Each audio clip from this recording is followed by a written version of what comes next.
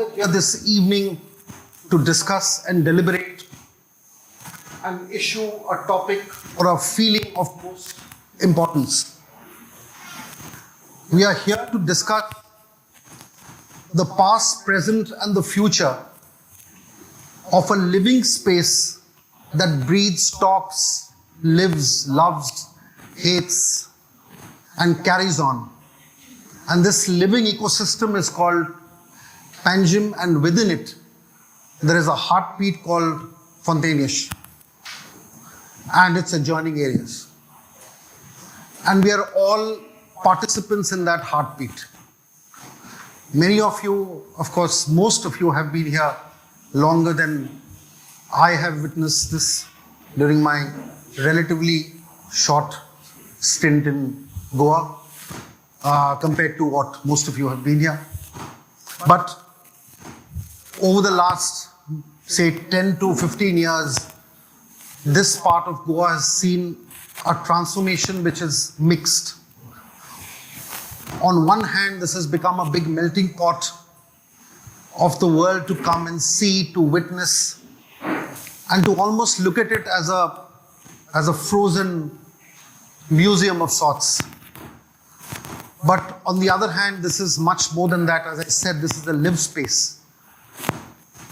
This is a place where people live, they call it home, they lead their lives, they get themselves educated, they move on in life. And this story is about a very close interaction between people who call it home and people who come here to get a piece of this area as a great experience. And a time has come when one feels, the people here feel that, look, somehow the balance seems to be shifting more towards what people who come to these places and imbibe, and moving away from the people who have actually built this in every which way. It's not just building it brick and brick, but they built this whole area, with their souls and with their lives. And the time has now come to meet at this cross section and then discuss and again look forward to how we can make Fontainhas better. What is the future of this area? Will it be only about tourists coming in, enjoying the area and go back with its adjoining pressures on the system?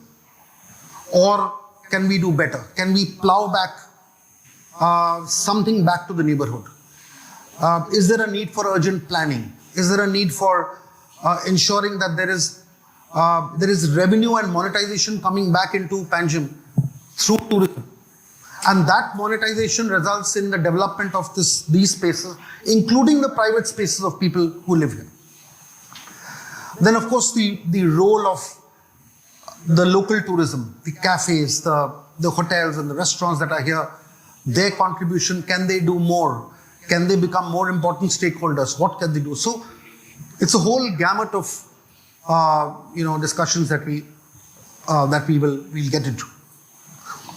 Before I introduce the panelists, I'd like to request Mr. Raya Shankwalkar, one of the most important thought leaders of heritage in Goa and in Panjim, to set the context of what we are talking about, because he's in a much better position to lay it out, and then following which we will speak to all our panelists one by one. Raya, over to you. Me here, and thank you for having me at this discussion about the future of Fontainhas. This is a subject that's very close to my heart. I have been a part of the community of Fontainhas for the last 26 years. I've moved my office in Fontainhas in the year 2000, and I've had the most amazing time of my life working and living in Fontainhas. This whole narrative about Fontainhas being a beautiful heritage precinct, what is often overlooked is what defines this precinct. And we often talk about beautiful buildings, its streets, and its built heritage as a defining aspect of this precinct. But that's really not it. It's the people that live there that really define the place. They're the people, or that's the crucial element that defines the character, the culture, the ethos of the place. And without the people and the right environment for the people to live there, this precinct will not remain what it used to be. So the whole narrative about, a whole discussion about what is the future of Fontainhas must revolve around the need and the conveniences and the proper living environment for the people of Fontainhas. And that's the most important aspect. The fact that Fontainhas has become as famous as it is today is very importantly because of the fact that it has a very unique architectural and built character. It's got this lovely organic settlement, and it has closely packed houses, step streets, winding streets, little squares, and most importantly, the geographic location nestling between the mangrove-lined creek and the urban forest of the Aldine hill slopes on the other. And very often we ignore the fact that the definition of its heritage comprises of all these aspects. The streets, the network of streets and squares, the houses, the beautiful geographic context, and most importantly, the people and its vibrant culture. And it's very important to note that the people of Fontainhas really love living there. They love living in Fontainhas, and they're the most warm-hearted people that you can come across.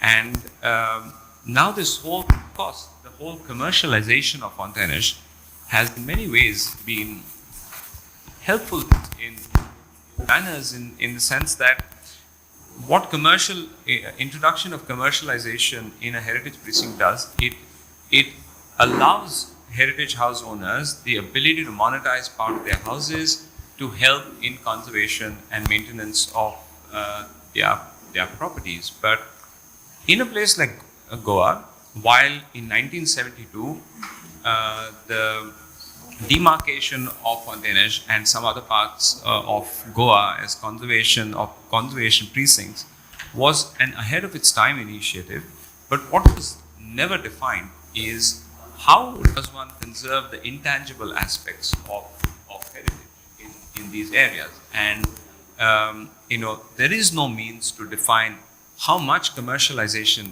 will happen, because there are many examples in the world where over commercialization of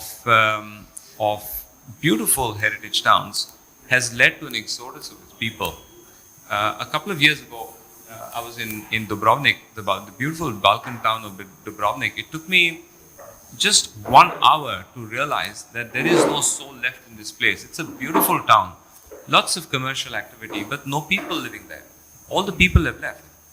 And in a place like, say, Dubrovnik, the aesthetic damage is not there. It still remains a beautiful place. But in a place like Goa, you can only imagine what will happen if its residents move. And the place may turn out to be probably one of the streets of Baga and Kalangut at some point in time. And that's a real danger. So the welfare of its people is very, very important. And like we said, at this juncture in time, we shouldn't be even talking about promotion of tourism. We need to start talking about how to incentivize tourism, or in many ways, let's be frank about this. The tourism department did nothing for the evolution of Fontainhas as a destination for people to come in. Fontainhas has evolved and has seen Western travelers coming here for decades. They came in because they appreciated the culture, they appreciated the architectural heritage. Unfortunately, most of the visitors that come in today don't really come in for an appreciation or the learning of its culture or heritage. So the discussion of the future of Fontainhas must revolve around the balance between commercialization that is beneficial to the locals or the living community there, and not the other way around. So I think it's very important that we all discuss ways and means in which this precinct can develop further in a sustainable manner, in a manner where the residents of the community does not have to leave because of commercialization. And just like the whole of Panjim, Fontainhas has always been a mixed use settlement in the sense that residents coexisted with retail activities, bars and bakeries and restaurants and lodges and offices forever.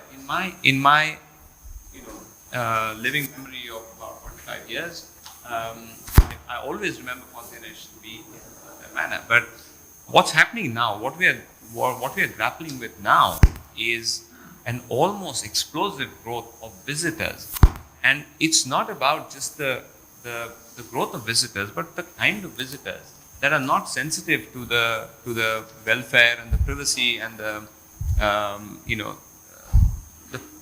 privacy of the people who live there.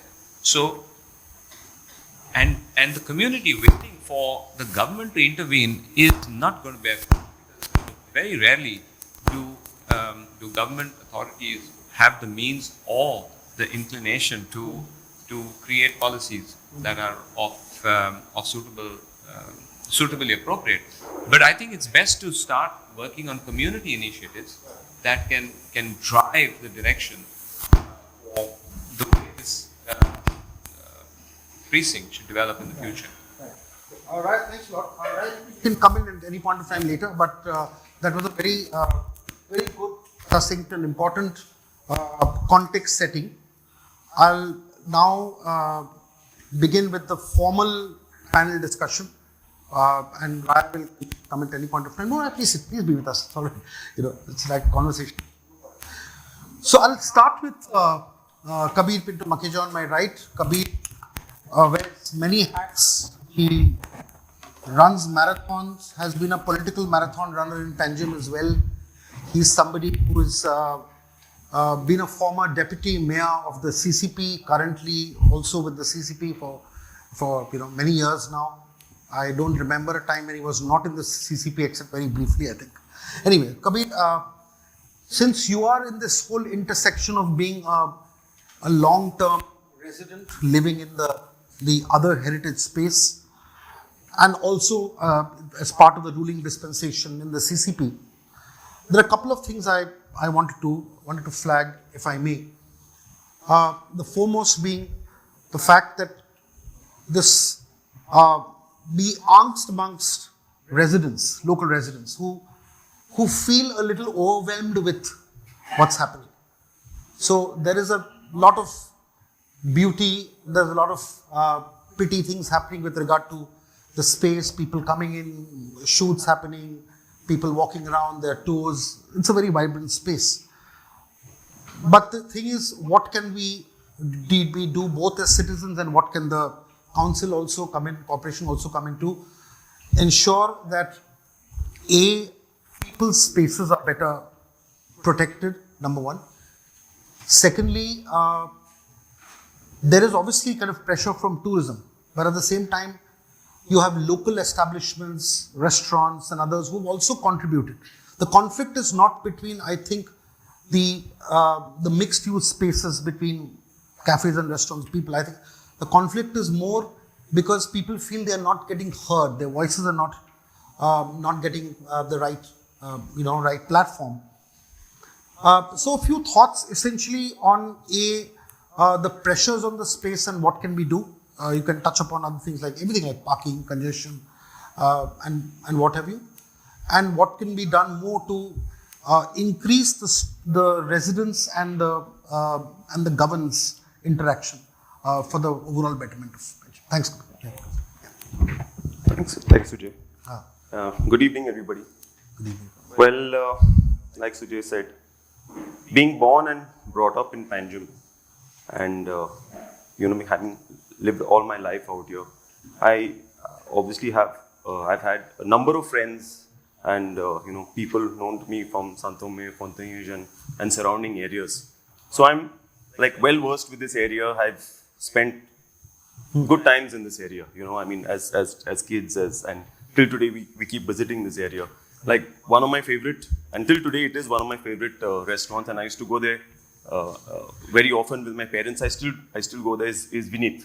You know, so it's a family favorite. It's you know, Horseshoe was another which my parents used to love going to, and you know, stuff like that. So like we say, these things have coexisted from a long time, and as tourism is here to stay, it's going no way. I mean, we obviously need to do things in a sustainable and in a responsible fashion. Now, where I look at it, it's my opinion, where I look at it, where issues have cropped up in this area, and that's over the last few years, maybe. I'm not going to go into the good or the bad, but I feel the casino parking has had a big issue, has created a number of issues in this area. Okay, because once upon a time, which was a very peaceful area, and Santome and whatever, today it has been flooded with you know, these with casino visitors as well as the staff parking. Somewhere in the year, I think it was 2014-15 when I was the deputy. That time I had suggested and proposed that the multi-storied parking lot, which is there, the multi-storied parking lot, should be compulsorily used for this casino parking, okay, and not be allowed to enter these areas. But that was the idea. That was the idea, but somehow the implementation did not happen. They could have had. We gave them the option of having like a hop off and a hop on, for the visitors who come to the casinos. For the staff parking, I said Pato area goes to sleep after 6 in the evening. Whatever, have it in shifts. Today, you look at the stretch. I'm just giving a simple example. You come out near Cafe Bihar. Okay, that entire line along this thing near the court and along this thing is totally filled with bike parking of the casinos. And they're there 24/7. It's not only in the nights or whatever. You look at the parking from the post office till the secretariat. Always there is, you will find instances of this thing. So this puts a load on this area, because then people start trying to come and find a parking space in Santome and beyond. Okay. The second thing, and also, I find there's a huge gap because of the policing that should happen is not happening. Maybe the police are understaffed, maybe they're whatever, but you see them after 9 o'clock in the night. There's not a soul on the road, unless there's an incident, there's this thing. Then recently a fire brigade could not pass for 2 days. There was action, and on the third day everything goes back to normal. So some way the police also maybe have to get more additional staff or whatever, and get the act together, not allowing these these sort of things. If you are given a multi-storied or a given Pato, you should park there. You cannot park on by lanes, or you cannot park on the main road. Basically, that's my this. Beyond that, what are the other? Beyond that, the second issue of mine, that I have this thing, is this explosion of Instagram.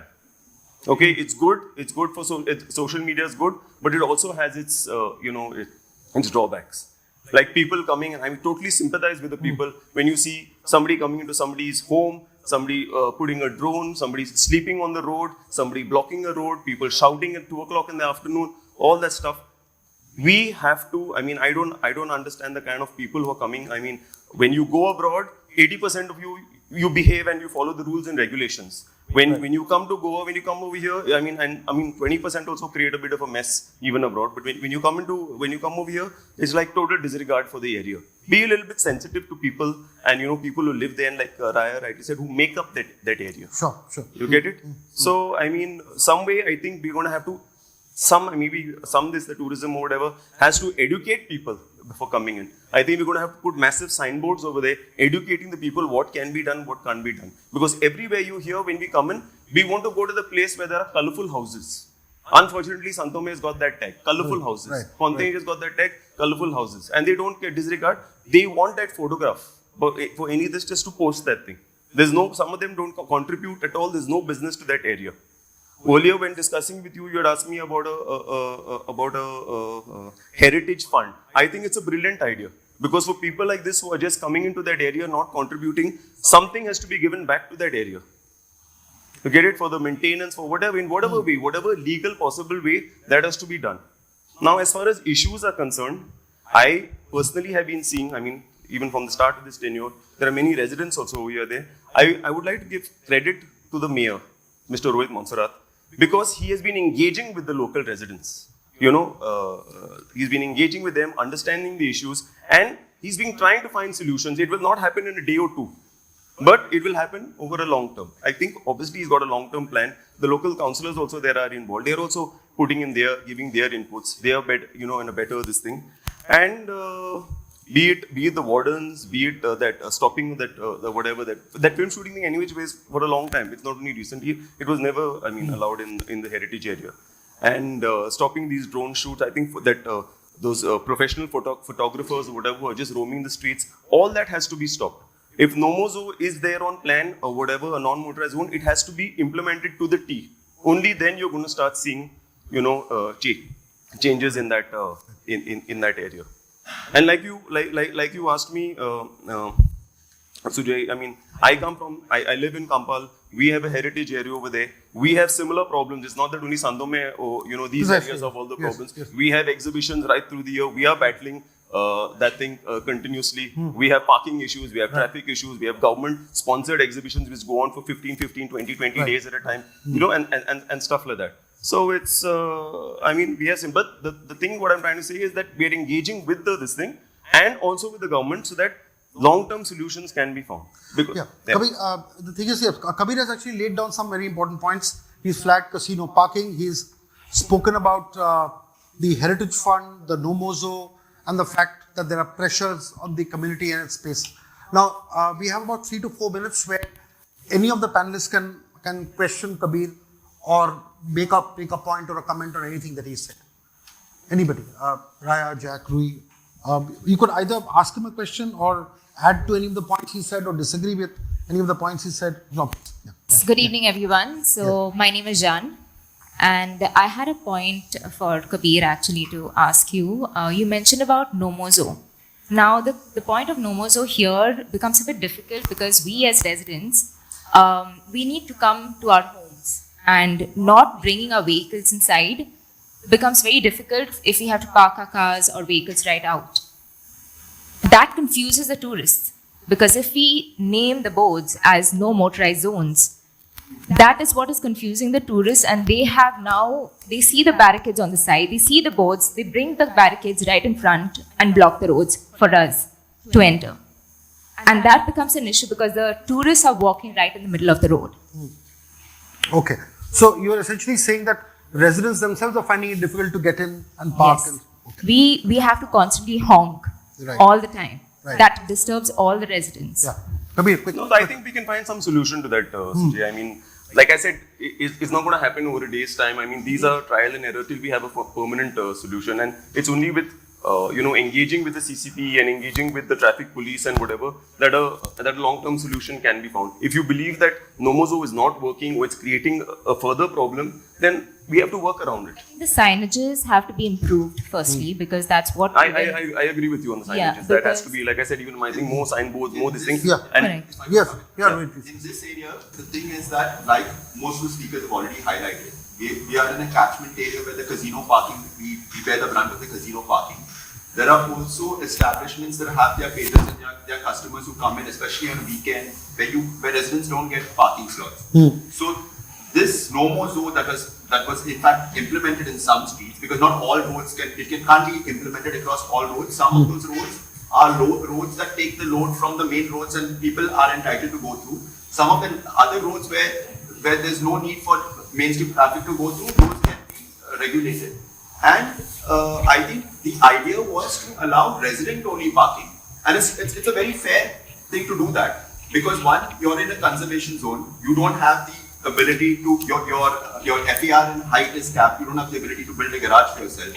You have all these, you're a great tourist attraction, you're being promoted, the area is being promoted by tourism, by every other influencer, etc. So, like everyone said, the Nomozo should be such that it allows resident-only parking as well as essential services to come in, fire brigade, government official vehicles, etc. And those relaxations was done in a particular part of Fontainhas, where the Saint Sebastian Chapel was. Initially, there was, we have to credit our current mayor for that. He took that, after having a discussion with the residents, he took that initiative to say, let's notify these roads as a Nomozo. This involved naturally cooperation with the police, with the collector, etc. It got done. And this same model, like, if I'm not mistaken, residents are in talk with the mayor, and they're trying, along with the local councillors, including Jack, our local councillor, Vittal, who's an excellent guy. So with all of them, and they are trying to work out a comprehensive parking plan as far as these areas are concerned. So Right. parking is, Okay. as far as parking, this is. Okay, we have time for one quick question if anybody else wants to.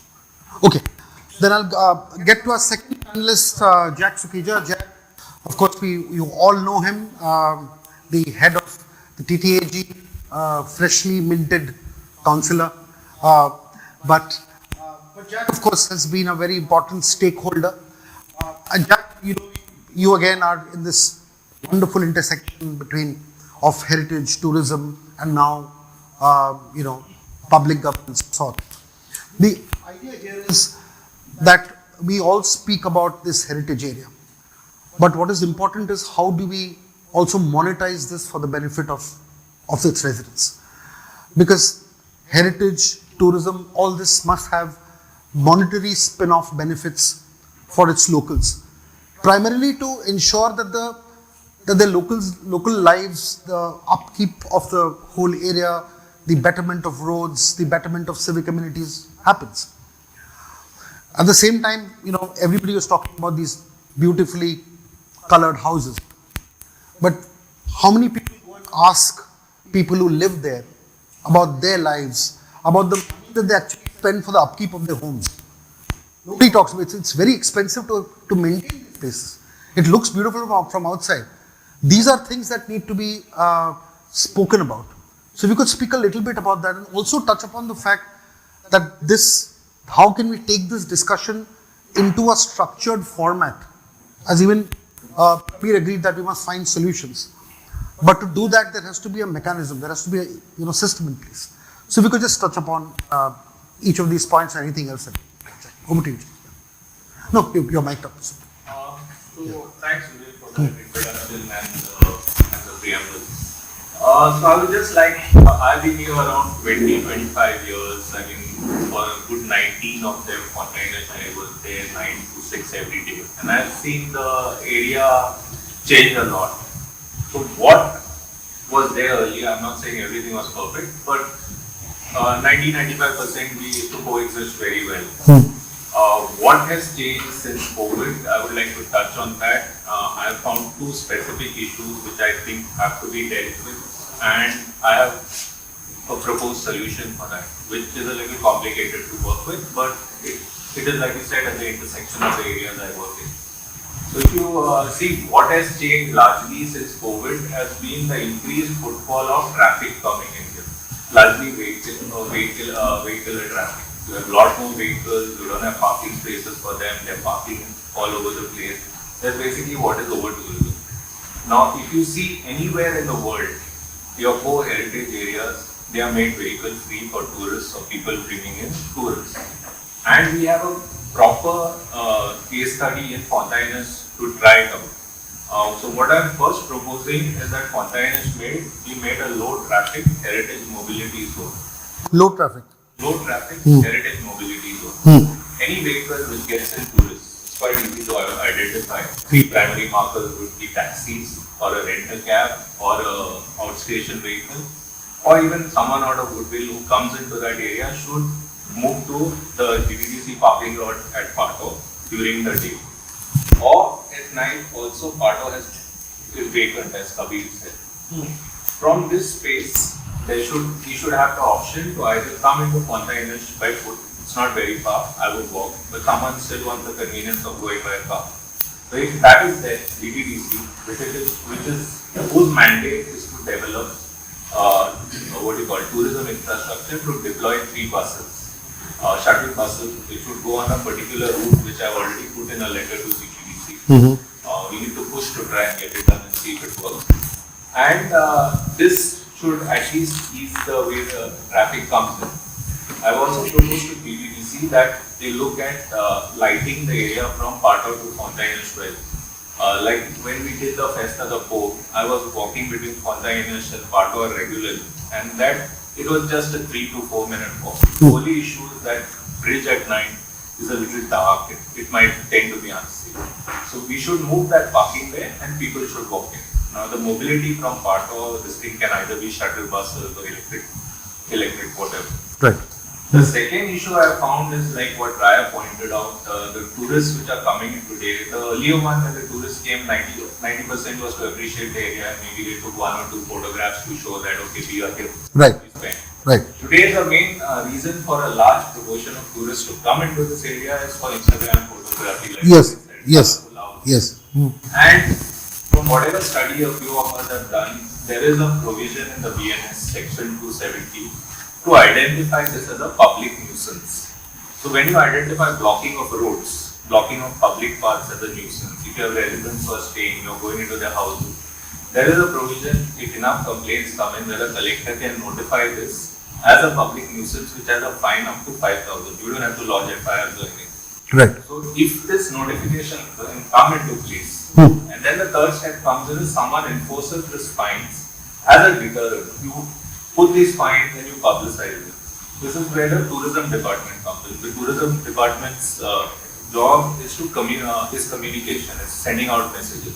So it says that okay, you're welcome here, but there are boundaries. You cross these boundaries, you are going to be fined to this extent, and you put this messaging out. You will get a lot of the people who are not serious on coming in. So these were, I think, the 2 main issues that I'm finding different from what was there earlier and what is now. Also, further suggestions that I have is there should be a heritage tour program.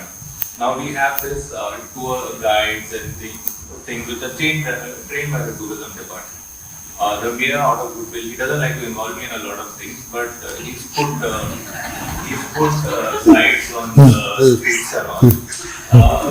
They try their job, but if you have 100 people staying there and things like that, it's difficult to manage. So we have to train them in soft skills, who are the vibrant, tourism sector. The Taj, we are said to be, David Marriott said, Indians are the kings of hospitality on the ET.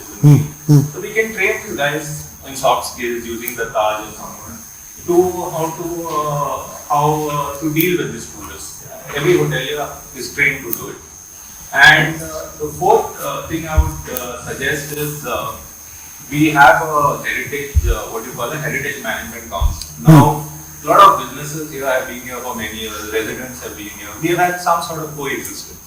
But we have never sort of, there's a residents association, there's a care group, there are business groups. So if we can sit and meet, find a way, I mean, there will not be agreement on everything, but I'm sure 70 to 80% of us want to find a way. That's a very good suggestion. Yeah. So maybe someone from the CCB can sit in on this and get it, see where there is commonality and see how it can move forward.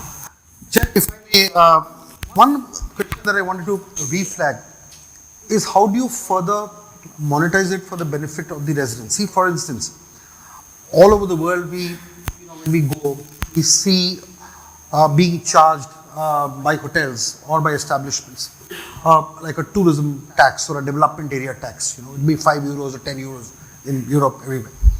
Can't we have a system where the local establishments, especially the dwellings, like for instance, place that you run and others, can charge a small fee from people who come and stay there in these hotels, and let that money be kind of plowed back. Let that be a fund, and let that amount get contributed to the heritage management fund, and let there be a proper mechanism to disperse that for effective value-based activities around the area for the people themselves. Can we kind of start a discussion around it? Because let people living here not earn for themselves, but let the community and the spaces get benefited because of this. So that is a concept which has, how much time have I got? It's over. So you're 8 minutes over, but we are on that 3-minute question answer. So there are many nuances to it. Yeah. I'm just moving into CCB. I set in on my first budget. Yeah. When I see the budget, CCP has got a projected budget of 35 crores. Every year it collects 21 crores. So its collection ability is very limited.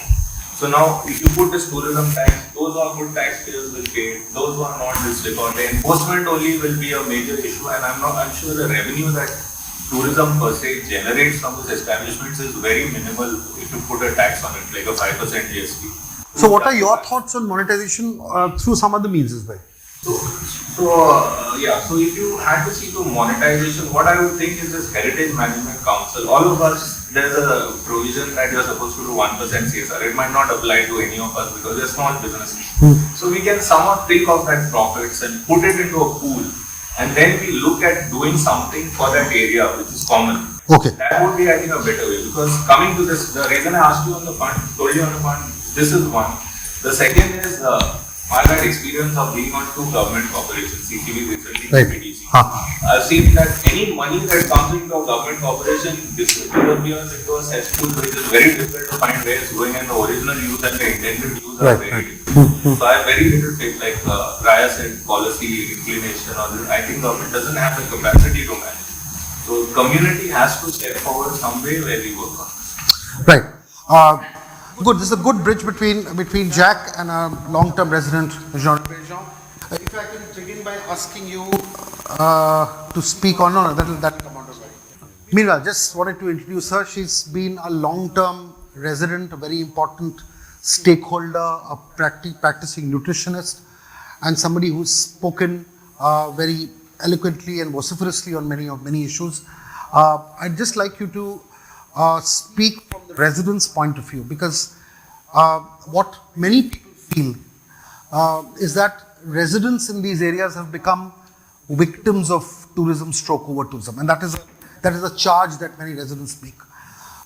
And the use of the word victim is very strong, but when people say that we've been victimized, our spaces have been taken over, and that's a serious enough charge. Also, at the same time, this place that we call, that many of you all call home, is also a very, very vibrant commercial space, in the sense that there are bars, there are restaurants, and all this is not strictly commercial, because that also leads to the vibrancy of the area as well, and contributes to it in many ways. So, as somebody who's been there, firstly, if you could dwell a little bit about the pressures that are happening, and how can we work towards finding solutions, which always is better. Of course, venting out angst, which is important, is the first stage. How do we take the anger and the frustration into a concrete way forward for the betterment of it? So I believe that the very fact that we residents, I can see a lot of residents here already, we are gathered here today is itself evidence that things have gone wrong. Okay, none of the concerns we are raising here today was unforeseeable. The roads were always narrow. Houses were always packed. Parking was always limited. Yet, residents were never meaningfully brought in while the tourism expansion happened. We residents were never brought into the discussion. And as a result, we are now fighting for our basic rights, which is under Article 21 of the Constitution of India. Basic rights of safety, privacy, mobility, peaceful sleep, parking, emergency access, and the simple dignity of being able to live and sleep peacefully every night.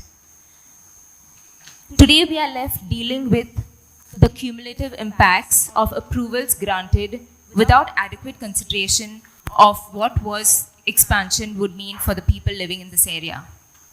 It is important to understand that this is a residential neighborhood first, and it has reached a point where we no longer feel safe in our own houses. The issue is no longer about tourism management or commercial regulation. It is a question of whether the people who preserve the identity of this place are themselves being protected. We've already spoken about the perspective of the roads being blocked. To put into perspective some of our daily challenges, apart from roads being blocked because of parked cars, we have the vehicles constantly moving back and forth in the wrong direction. There is invasive photographs by daily tourists. There is commercial photography that continues, which is technically supposed to be banned, but with so many establishments around and the rivers being opened for more casinos, there are more vehicles parked on the streets which are already stressed out. While tourists see beautiful houses, we residents struggle with the basic rights to commute on the roads. Privacy is another major concern. There is a stark invasion of privacy as these cameras are always pointed into our homes, outside our homes, and we all know about our homes being on social media. It's not new for us to have break-ins into our homes. This has continued. And then we deal with all of this right from the safety and security of our own places. Another concern is the infringement of privacy. We have restaurants wherein the balconies are much above our balconies. And the distance between my home and the restaurant right opposite my home is, the distance is literally 8 to 9 feet. And the balcony is on top. When patrons come and sit on the balconies, they can directly look into our bedrooms. This is invasion of privacy that I'm talking about. Apart from this, we are constantly disturbed by the noise that is present every night, quite a lot. Giving an example of the restaurant, the pub, which has recently opened, that happens almost every Saturday, Sunday. And it goes on, they advertise as 9 p.m., 10 p.m., and that goes on to 11 and 12. We cannot keep watching out. We are the ones, instead of the police coming and checking up on us, here we are the ones calling the police. We are the ones taking rounds to see whether is the noise still ongoing. This is for the record purpose because no one else is recording, but our sleep is getting disturbed on a daily basis. There is open smoking. I spoke about 2 pints right opposite our house. The smoking happens on the balconies. The smoking happens outside. And this is not just me. This is every establishment in the area. We are second-hand smokers. We become second-hand smokers right now. The traditions we maintain, the festivals we celebrate, the colorful facades, balconies, windows, religious spaces did not survive because of tourists. They survived because of the residents. The families invested time, effort, resources to keep the houses going. The community life that used to be there. We would see children playing outside. We would have neighbors talking across the windows. I would see my neighbors sitting out on the balconies or sitting outside their homes on the chairs, easy chairs. That doesn't happen now. None of the residents sit outside. We only hear noises on the roads. The noises on the roads from the tourists. Huge chunks of tourists walking in. It's not just casino parking. It's not just, no doubt casino parking is also a point. Casino employees is another fact that I would like to mention.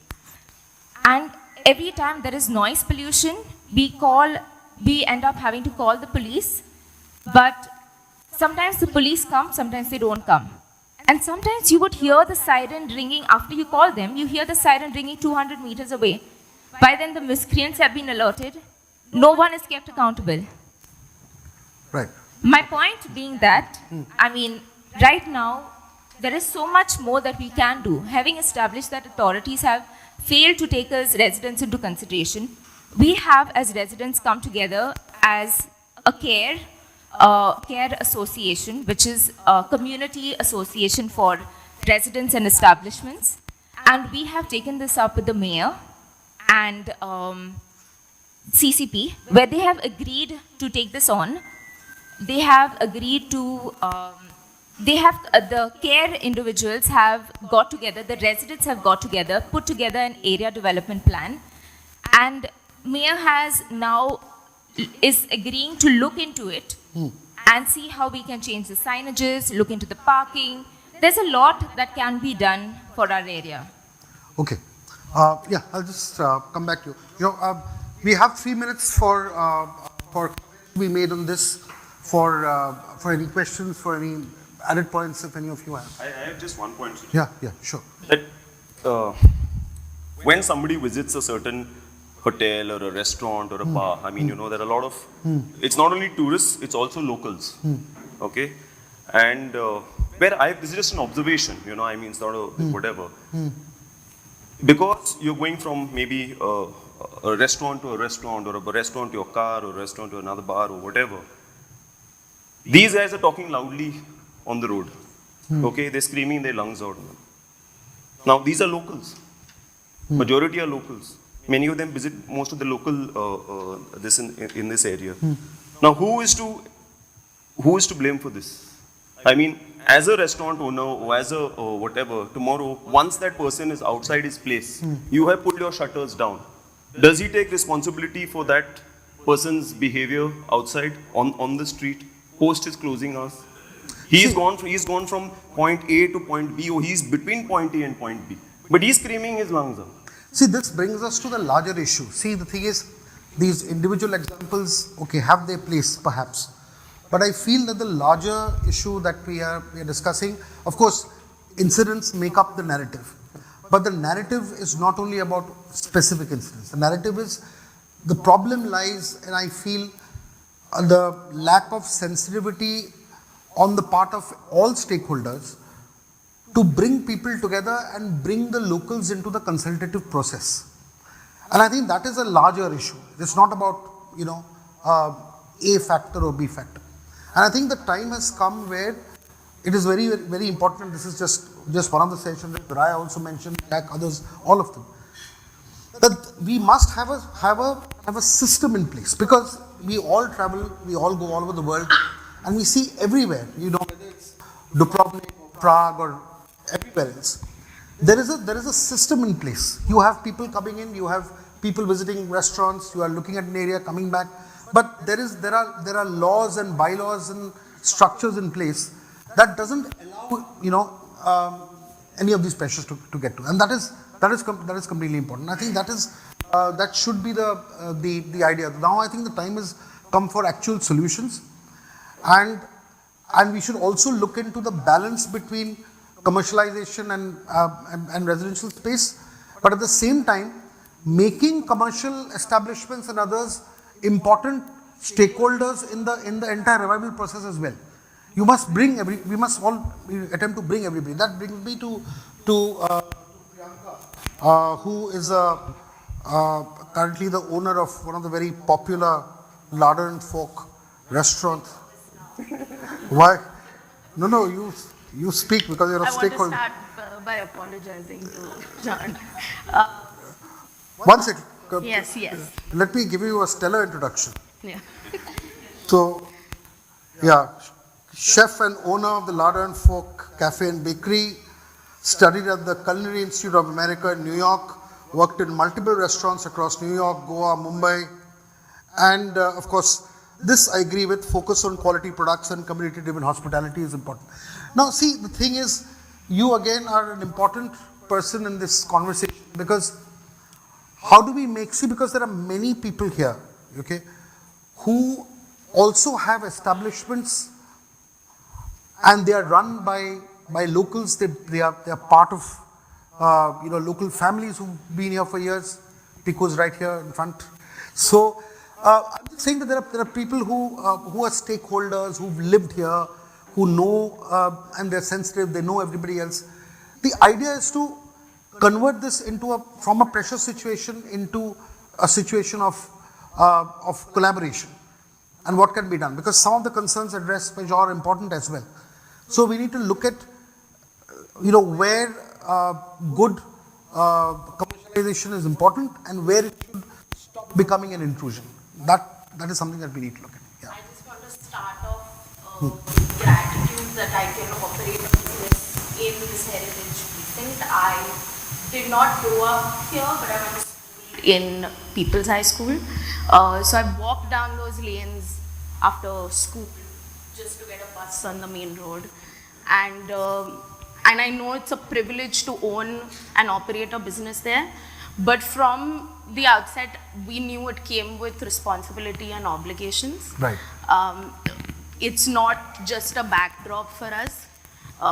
We knew we were going to be sharing the space. We are the guests there. We are the beneficiaries there. Right. And we've tried our best in the last 3 years to have an internal framework for our staff and our customers even to follow, Right. whether it is waste management, and thanks to CCP that is taken care of. We have used our social media to talk about parking, about it being just a walking zone. We stand outside and yell at people many times to move the cars because it's resident-only parking.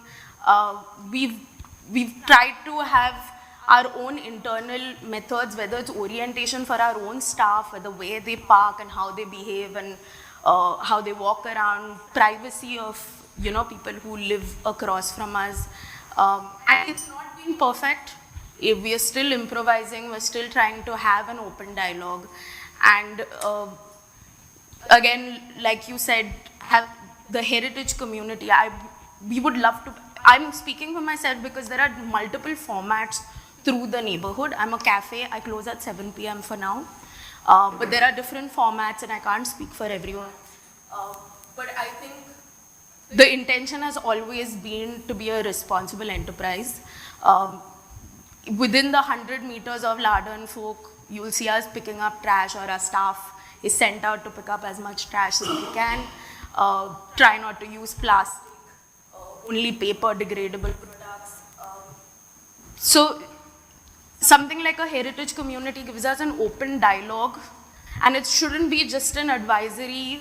It should be someone with authority who we can talk to and discuss problems with residents. Residents are the reason why Larder and Folk is what it is. The interiors are also, we've kept in mind that this is a heritage sensitive area. The facade blends in. We're not trying to be loud. We don't have loud signage. So something like a committee would really help us also to have an open dialogue. And not only when there's a crisis, but something that's on a regular basis where we can sit down and have a conversation. Because without framework, there is going to be conflict. And we see that conflict, whether it's someone who lives in Malla coming down South Ome Road who gets mad at us for just being there. But we understand that, and we're open to have that conversation. But I think they've covered most of the points. I think we don't have signage. Security is a huge issue, and it's not only about break-ins or theft. It is just anyone can walk down those roads.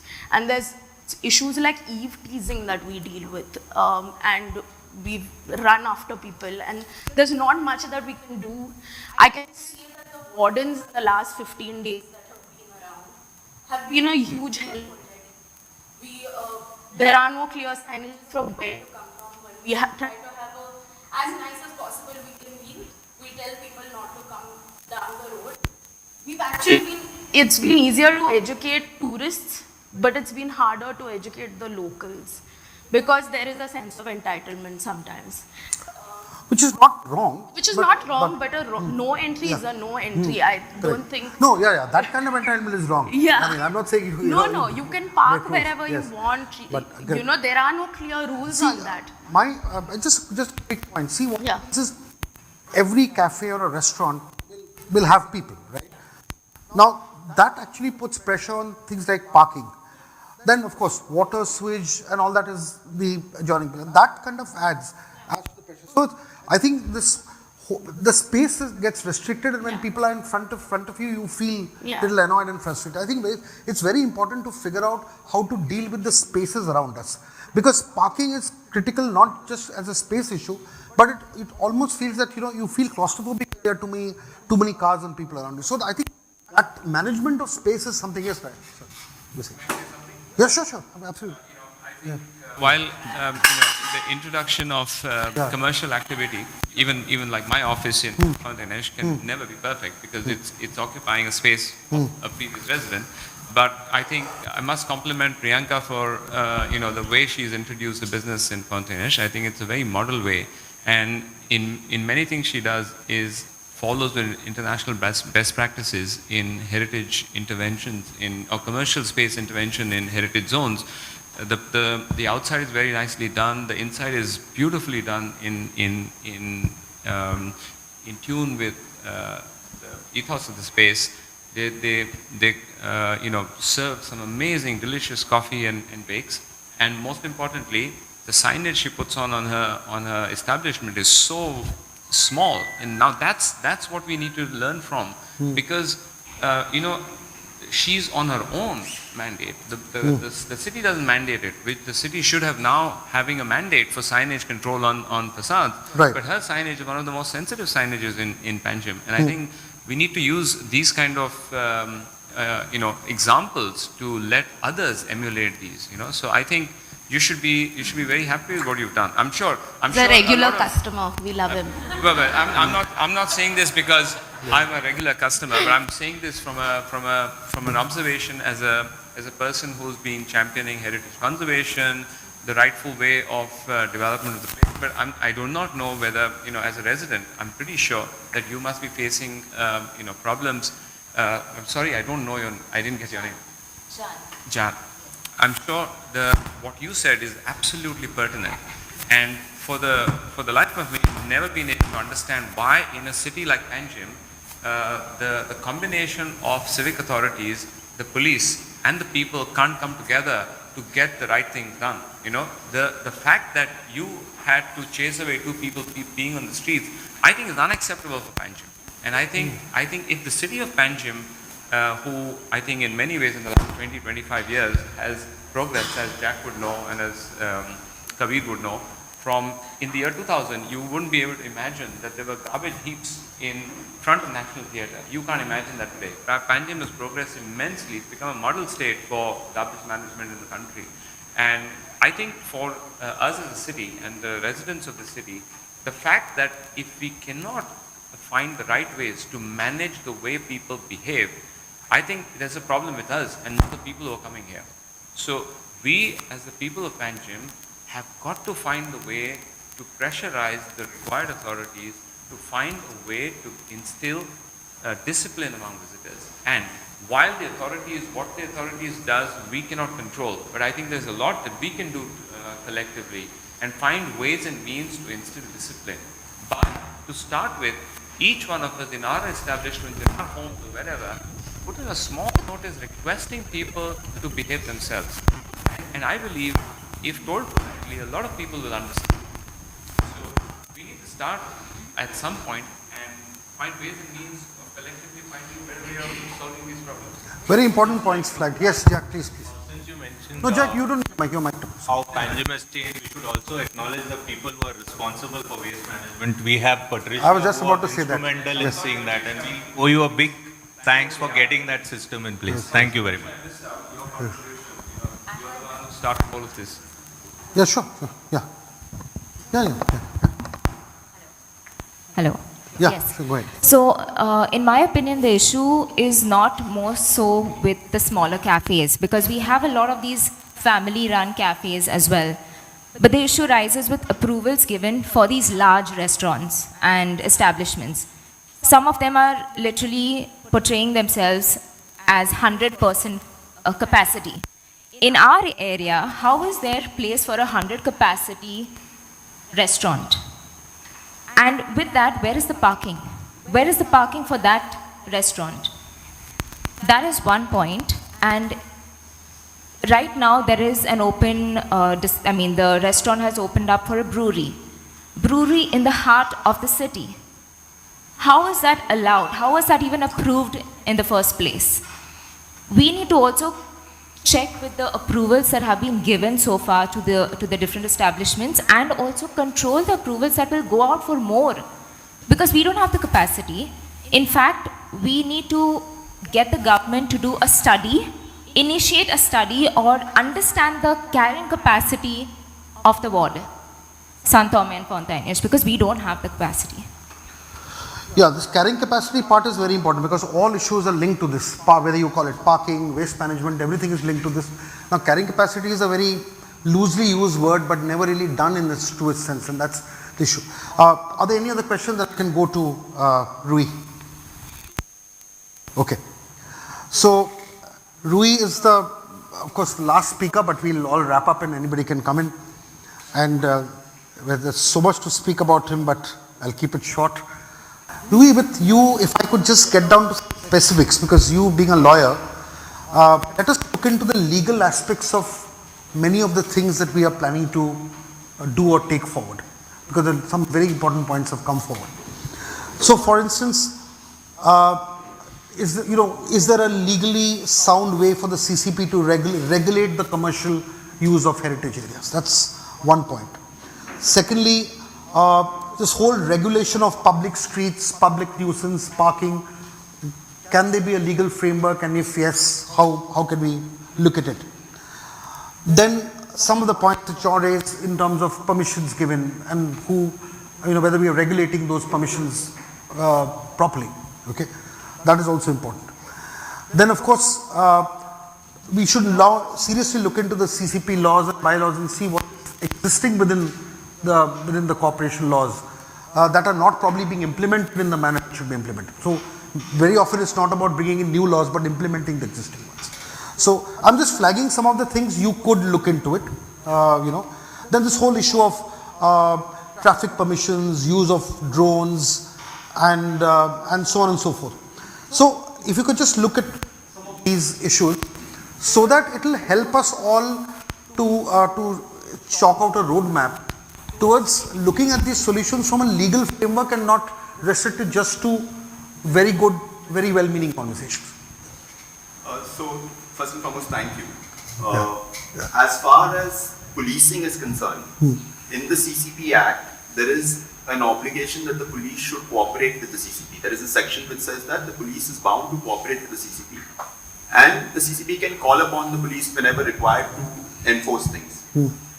If the police is short on manpower, the state government can even empower a CCP employee to carry out the role of the police when it comes to finding, etc., etc. That is right. That is there. It's there. Right. There is also a provision in the CCP Act where the CCP can procure a fire tender, etc., for fire and safety. Now, naturally, the examples which were given also are micro examples which is difficulty even anywhere, irrespective, not only in these areas. Offender comes, he does the offense, and in no time he's out. By the time the police comes, it's difficult to say. But I agree with Jack that maybe there's a need for a two-pronged approach. One, having all these citizen groups, etc., all well-meaning residents, as well as professionals, etc., on one hand coming together and working out some kind of a vision document for this area. We should also keep in mind that these areas, as of now, though it's attracting huge footfall, it's not attracting the footfall that it should attract. You're actually you're undervaluing an asset that this city has. Not only. So, are you advocating more footfalls to come into the area? I'm saying that the vision for this area should be to make this a very niche and attract the right kind of people here, which also benefits monetarily, the state monetarily, increases the profile. So you earn goodwill, you earn revenue, etc. That's one. That should be the vision that we should look at. Try to optimize these areas and not do it for people who are coming for colorful balls. That's one. Second, maybe some kind of a committee, which is an empowered committee in the sense that has representation from the local body, has someone from the CCP, has someone from other relevant departments. You require very often now with commercial establishment, there's load for electricity. Now the infrastructure for electricity is only that much to handle residents. Right. Yeah. So this is now gradually going to be an increasing demand. So you'll have someone from electricity, someone from sewerage, so all these aspects are holistically discussed. And the great part is now conversations have begun. Credit to you, you've taken it forward. I saw another video of yours, that's one. But also resident groups have also been in conversation. We are at a time when we have a younger profile of the mayor is young. We have two young representatives from the CCP who are here. Our Vittal Chopekar, he's also a very young person. So that everything seems to be in a. This is the best time to think a bigger vision. Think how all this, what kind of a mix of commercialization and retaining it as a living heritage space, because that's very important. It should not become a mock kind of an area which has been said by many people. But yes, one, revenues, when it comes to raising revenues, there are no many public toilets in that area. Now, if for example, let's say the CCP puts in some kind of chemical toilets in some place which is well managed, you can earn, you can't tax, but you can charge a fee for utilizing these services, right? You put in a chemical toilet somewhere, you charge a fee. In many parts of India, including I had gone on a holiday to Kerala, in some areas, when you enter that area, they hand you a nice bag, which is not a plastic bag, but one of those like how you have in Goa, Makanaka plastic does it with all those, nice biodegradable materials. They hand you the bag, they charge you a fee for that bag. So, and they request you that all your dry waste, please put it in that and don't litter the place around. Then these sensitized, Kabir is right also, because this happens. We've seen it. We go out, there are people, you're going from one bar to another. There are people who don't care for the residents. They will shout, they will scream, they will go. Now, all these do's and don'ts, respecting the fact that this is a living place, your decibel level should not be high during certain hours in the afternoon, at night, etc. All this, the same social media that is making these places so attractive, all this should also go out on social media through a proactive approach by using the right professionals, put it out on social media, have it through printed leaflets in all the cafes, restaurants, bars, etc. there. Signages also, I don't know how many people read it, but you can have it on signages as well. So, a multi-pronged approach is what I feel could take us to where we, should be in some years from now. Okay, quick 2 to 3 minutes questions to Rui, and then we'll sum up. Any flagging of Residents can use that as a means of, if you have a problem with any outlet like a brewery, you can just have to go and check whether the brewery is allowed by bylaws of Panjim, and if it's not allowed, you can write to them. There's no way they can function. So there are inherent points that we can lean on. Even CCP has powers. Tomorrow, if any establishment is doing something which is a nuisance. Nuisance is defined in the CCP Act as well, right. And it's very broadly defined. Right. Whether it is offensive to your sight, sound, etc., everything. So if there is genuinely something wrong, the CCP has powers to act as well. So yes, I this is the supplement to what I was. Right. Okay, so all the panelists have spoken. There's some very important points that have come up. We started off with casino parking. There was the heritage fund being touched upon. Maybe spoken on that a little bit more on what we could do now. More engagement between residents and people. The Nomozo, about how we could actually activate and ensure that the Nomozo works properly. Ensuring that residents have access. Then increasing the capacity to walk and to get people to walk rather than drive. Then, of course, the pressures faced by local residents, the victimization and so on and so forth, and which again is a very, very important point that you have flagged. And of course, what Rui ended up with and talking about different aspects of the law that we could implement and the bylaws.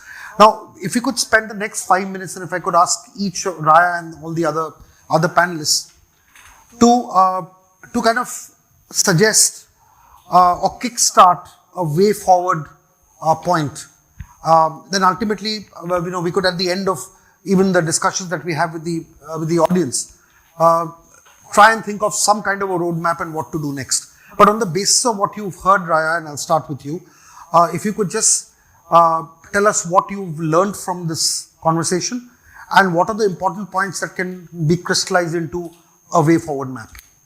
So, the problems of Fontainhas have, remained in many ways the same for the last 25 years. Of course, it's only amplified now because of the footfalls. And while we talk about footfalls, we've got to segregate the footfalls into footfalls that come for businesses and footfalls that come in for just photograph taking. The ones that are coming for business is not as intrusive to the residents, the people of the locality, as the ones that come in for just Instagramming or photography opportunities. And on the lighter side, there's a great way. Everyone talks about how the colorful houses are a problem. On the lighter side, post monsoons, all of us could paint our houses the same color. The Instagrammers go away. The simple solution. A point to be thought about. But but on the more serious side, a lot of the problems can be sorted out by simple planning and implementation of rules. I think the fact it's not just problem. Goa has become a state where there are no rules. Whether it's driving your car over people relentlessly in the countryside or being on the streets of Panjim, I think there is no rules and I think it's not a problem of Fontainhas, it's a problem of Goa as a whole. There has to be rules. You can't get away with dropping your bottles on the riverside after your drinking binge or speak loudly on the streets. But the problem is there is no will. And how are we as a citizenry going to, compel our government to bring in a sense of a need for implementation of rules? I think probably Jack and Kabir might be able to throw some light on how we can make a small start in Panjim through civic action. Jack, before you start, a quick thing on how do we take it forward. Of course, you could sum up, but where do we go now if you could just touch upon that? So the suggestions that I've given with regard to visitor management and your parking and yes, you have, correct. Yes. Low traffic mobility zone, your definition of public nuisance. I think if you can start with that, there has to be conscious action on this, otherwise it won't happen. Someone has to keep on pushing people or pushing the administration to act and then try it out. So I think those would be the two starting points. One is to move the cars, the tourist vehicles out of Fontainhas and Sao Tome.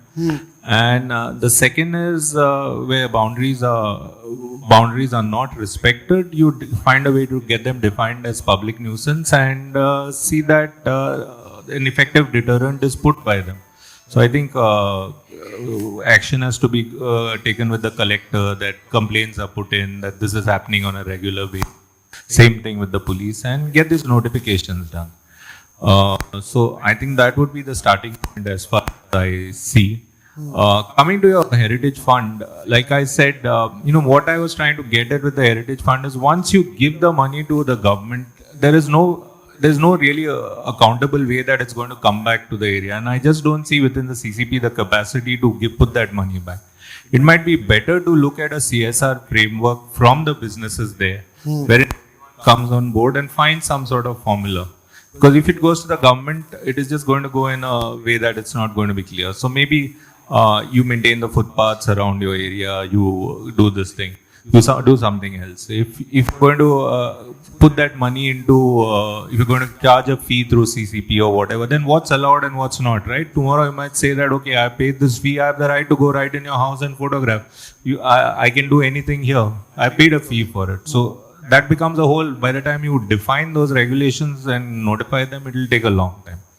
Right, thanks, Jack. You don't need, but Rui, if you could also this point about what are the citizens' initiatives that can be done. Obviously, the interface with the CCP and the government is important because you need the government to do certain things that people cannot do. However, can there be a citizens' initiative, a landmark citizen initiative that has not been thought of to break the pattern and kickstart a different kind of an activity which is fresh and which could be result oriented rather than hope oriented? Right now, it's very hope oriented.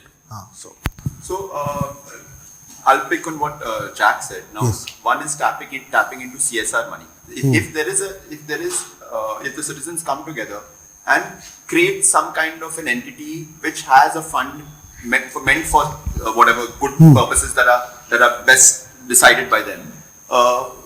One, you can tap into CSR money. you can look at other ways of raising some kind of revenue. If the establishments there want to charge a minimum fee on to every customer and then contribute that to the citizens fund, and then prioritize what are the things that that need to be done and utilize that money for that purpose. In addition, as far as the local body and the government are concerned, I think some kind of incentive, like you earlier said, to the local residents can come in the form of some kind of a rebate on the house tax that you pay. Regular expenditure on roof work, on painting. You could be entitled to X amount every couple of years for painting. You definitely can't leave that open-ended because someone will come with a bill of X and someone will come with a bill of Y.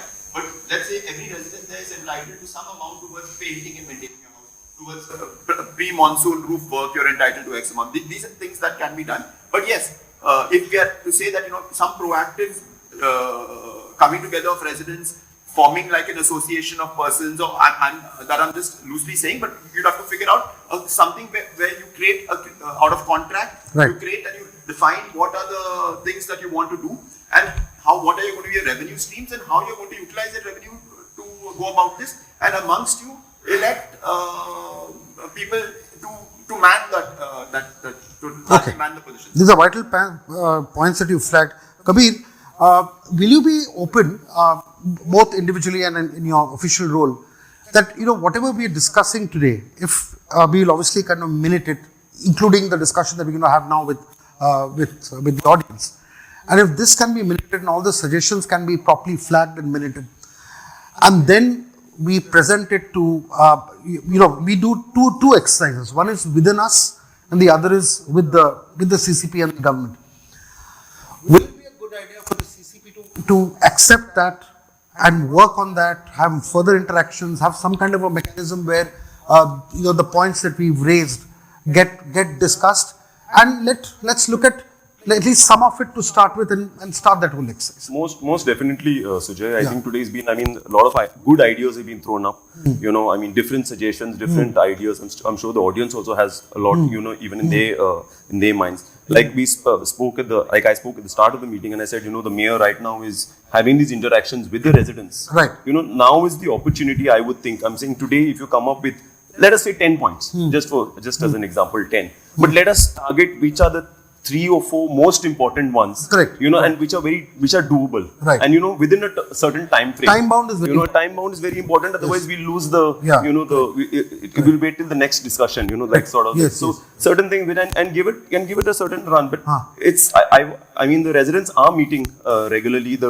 And what happens? The good thing is all the other departments are also part of it. Right. Like the policing and all which I said initially even is very, very important in this area. Especially the traffic cops, whatever. Yeah. Even other instances of the main Panjim police, responding to whatever calls, like whatever anybody's drinking and all that kind of stuff. So we have to take it up. We have to push it from here. Okay, sure. Your closing points. Check. Yes, so in my opinion, I feel there is a lot that can be done by first regulation of the establishments that are already there. No doubt, a lot of the issues come from the Instagrammers who are visiting the area. But I feel a lot of issues are also from the patrons visiting the restaurants and the cafes. Cafes, not so much. The larger establishments is where the issue is coming up from. And as a whole, the restaurants, establishments should take control over their patrons. At the end of the day, even if you're closed, what happens outside shouldn't be on the residents to take care of. I think this is a discussion also as a whole with the residents and the commercial establishments that we probably need to have before any approvals start going out. Okay. Because there's a lot of approvals that are going out without consultation of the residents. Some form of NOC or something that the residents have to get before approvals go out. Okay, I'll flag that. Great. Priyanka, just close this and then we'll get to the audience. Yes. I think I'll follow up with the same thing. I think if you have a structure and a framework, tell us what to do, tell us what not to do, tell us what the consequences are. There need to be consequences for whether it's public urination or screaming. There needs to be some sort of security. Not only because it's the heritage area, we grew up in Goa. I grew up in Goa as a woman, walking on the streets, feeling extremely safe. That also comes into account here, where I don't feel safe in South Home, where the neighbor's door is open right in front of me. So I think some sort of structure, some framework, we as businesses also can do something from our end, which is use our social media to, I think, educate people about rules, whether it's the pronunciation of the name of the neighborhood. I think we need to start there. And then the rules, and ask people to obey them, because we are active. We are constantly talking about our product. I think this is a part of what we're selling also. But yeah, that's, I think. On a lighter note, there should be an official ban on the use of the word Goanese. Of font. That's the first thing that needs to be done. Anyway, thank you very much for this discussion. We now open it up to the audience. Yes, one is about, it's already spoken about, it's about the policing. In fact, when we were coming to this meeting and we were coming from Panjim Church to Fontainhas on that road, there were these tourists on hired bikes that were going back on the road, and we said, no, this is a no entry. So we stopped them, and then they went into the Trintiu Janeiro, which is also a no entry, but we couldn't do anything about it. And then when we came further on this old Pato bridge, there are traffic scooters coming from the other side. Now, if you notice, for the last few months or maybe a year, traffic police in Panjim are missing. They are not there on the road. Just take a look and see. You will not find them there on the road. So this is something that has to be done by CCP to see why the traffic police are missing. Also earlier, they used to have beats in Panjim, different beats for police, and they would go around in their vehicles at night, checking on the roads after 10 o'clock at night. And in fact, one of the police stopped me also when I went to my neighbor's house behind who needed help, and I was coming back. It was 11 o'clock at night, and he stopped me to say, what are you doing on the road at this time of the night?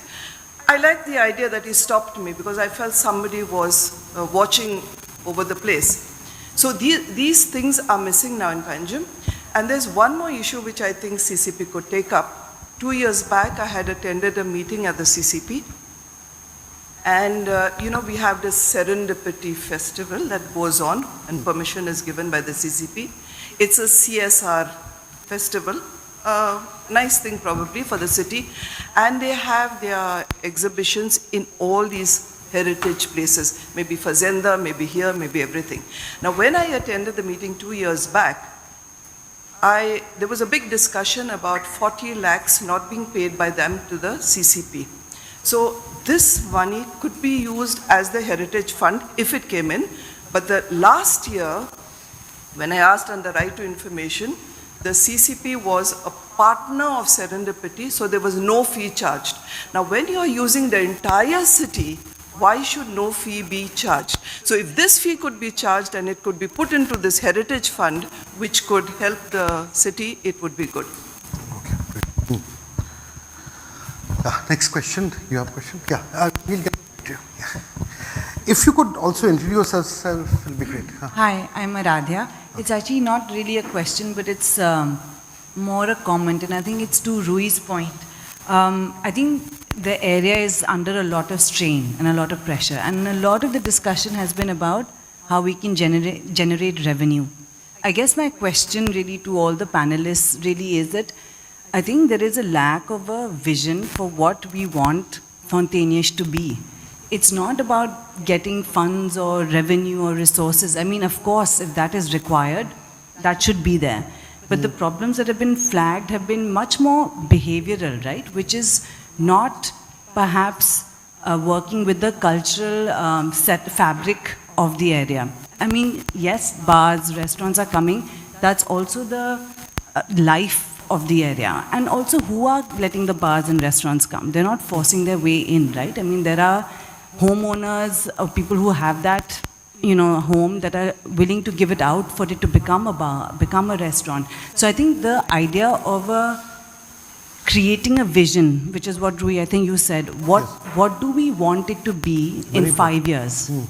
Right. Why are we talking about revenue when we are not clear about, in some ways, what that vision is for the place. And yes, there can be ways in which, traffic can be managed, which needs to be managed. Parking, there can be tags, there can be resident parking only. There's all of these issues that can be dealt with. But actually, a lot of the strain is to do with clash of cultures, right? In terms of how people would like for Fontainhas to be and how the current vibe has become. But I think it's also bringing all these stakeholders to come up with that vision. And what is that? Can we all articulate it, and can everyone sing from the same song sheet? Do we all have the same Yes, idea? that articulation is very, very important. And the articulation, the definition, I think that's a very, very important point that perhaps did not come through as strongly as one would have hoped, but I think this is a very, very important thing that you've underlined, Arad. Yeah, sure. Yeah.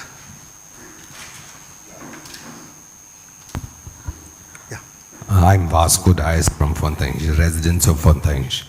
And I'm a member of the CARE group. Yes. Most of the panelists have touched on all issues of this area. Our main concern has been for the last post-COVID, the influx of tourism that has grown exponentially in our area.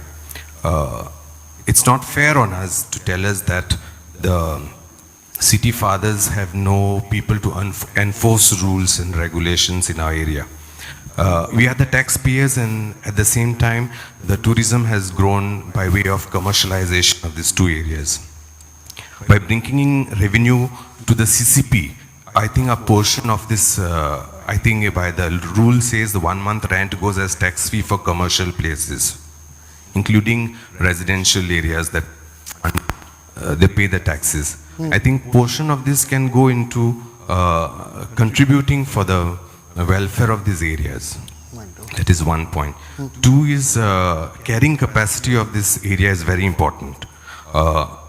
Unless that is in place and the systems are in place, you should put a cap on future bars and restaurants coming into this area. Secondly, about the parking, good proposal by Jack is to give a centralized parking and have the transit system between Rue d'Oré and by-lanes of Fontainhas by giving a shuttle service. Right. Have a central parking in Pato city center. And very important to give us toilet facility to the tourists that come in. And we have been proposing over the last 2.5 years and interacting with the CCP on not only the issues faced by us, but we'll be providing solutions to them. Right. It's too long a time that we have been deliberating on these issues, but very little is getting done. But I guess now with the new panel coming and the young mayor that we have, the wheels of development and interaction between the resident stakeholders are moving forward. And we look forward to a system that is in place and have a better environment between the residents and the commercial establishments in our area. And thank you once again for having this session and interaction between the residents and the stakeholders. Thank you, Vashko. Any other question? The point is that we have been discussing about a lot of issues which are coming up, and all of them, if I see, are just with the change of use in the existing scheme of things. And now there is a dangerous trend which is happening, is that Fontainhas land is being seen as a commodity.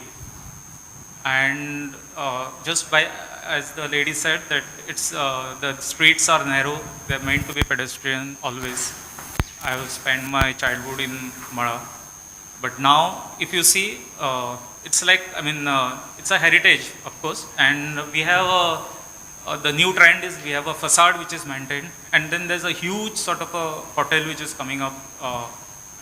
That's the problems which we are facing right now is just by within the existing sort of a structure by change of use. Now we already have the facade remains, and the entire thing would be something totally different. And as you said, we are talking about the tourists coming in the areas which are like well maintained. If you see area beyond that Mushrifan school and all those things, hardly any Instagrammer would go there because they are like least cared for, or Right. they are not like neglected sort of an area. But the trend is that if at all this sort of a thing, there's a all ground plus one structure, ground plus two structure, and then there's suddenly a structure which is coming up like ground plus three.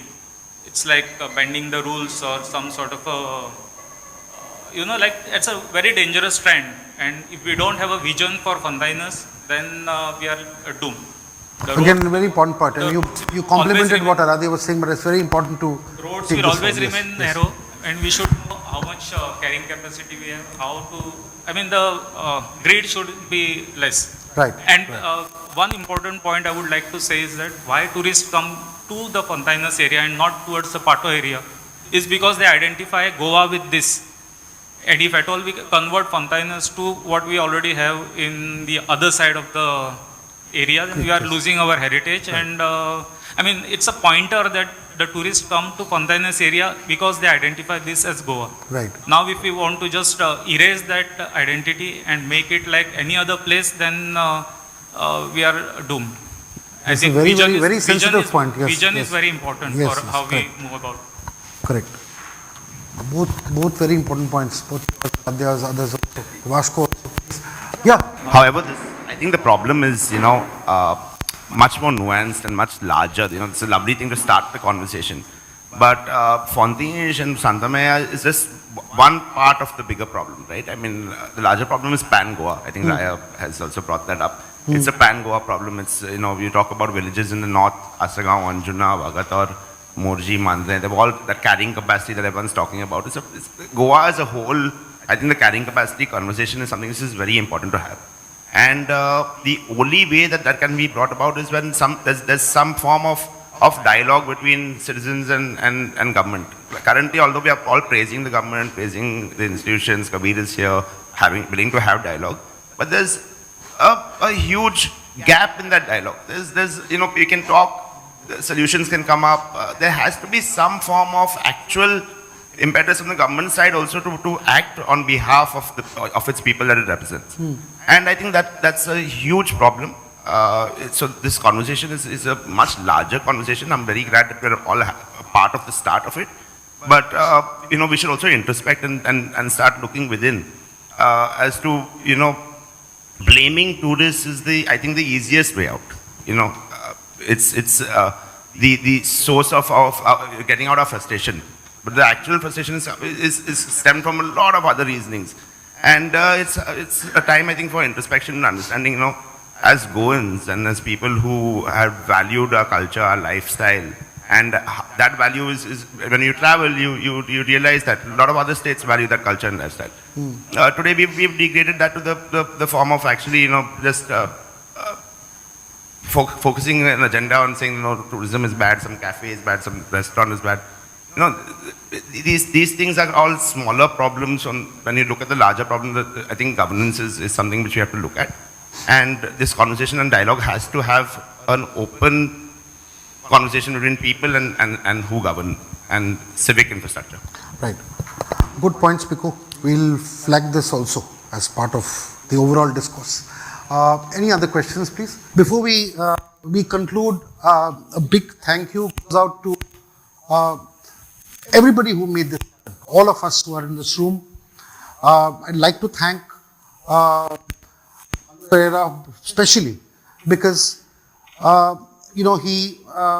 he responded very quickly to the first little video that we did, and then rallied the team together, had the first meeting at his home, got everybody together, and of course, somebody has to light that candle for the good fire to spread. And of course, people from everywhere, from all parts of the area and even outside have come. People who may differ on some points or many points, people who may not agree on certain situations. They are all in this room with the unified objective that look, the larger goal of a better area, better Fontainhas, better South Ame, better Mala, better Panjim by extension, is something that we all want. So in that sense, this is a constituency of people who shared love for this space and this little town. And I think that is important. That's bigger than any other differences or points of view which may not ally, but we are all aligned on that important point. Also, before we conclude, if I may suggest this, if all of you are okay with it, then perhaps this could be done. If we could, if I could put out an email ID now, and to start with, if all of you who are keen to take this forward could just simply kind of send an email on that ID. I'll give you my work ID as well, so that we have all the emails in place, so that whatever we do from now on, whether it's any discussion or any discourse or even a subject that we would like to discuss, especially with regard to what to flag, what to take up now, to put things in parity, as Kabir and Raya and everybody has said, and Jack. And once that is there, so that, whatever we do from now on, everybody should be a part of that conversation. It shouldn't end with this evening. And if I could just, my email ID is sujaygupta@inkgoa.com. But once you said that, but all email IDs will be in place. All of our email IDs will be all there, and we could have a group. An email is a little less intrusive than a WhatsApp, so that's why I suggested the email path. And then we could look at the way forward. Then thank you very much for this great initiative and your participation in the future of Fontainhas. Thank you.